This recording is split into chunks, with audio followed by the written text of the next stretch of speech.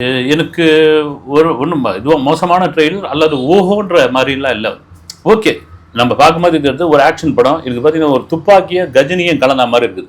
ஆமாம், ட்ரெய்லரில் பார்க்கும்போது அவர் என்ன நினைக்கிறாரோ அதை கண்டிப்பாக செஞ்சிருவாரு அப்படின்ற மாதிரிலாம் டைலாக் இல்லை. அவர் வந்து உடலால் இதுவாக இருந்தாலும் அவர் வந்து மூளையுடைய இதில் மைண்டு இதில் செய்யக்கூடியவர் அப்படின்னு. ஆஹா, என்னையா கஜினி தூக்கிட்டு வந்து இங்கே வச்சிருக்காங்க.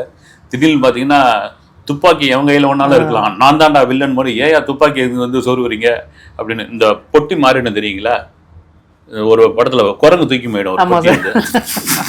அதுல யாரு வில்ல ரகுவர, இதுல யாரு வில்ல ரகுவர தூக்கி போடுறா அப்படின்ற கதையை, அது மாதிரி கதையா இது போயிட்டு இருக்கு.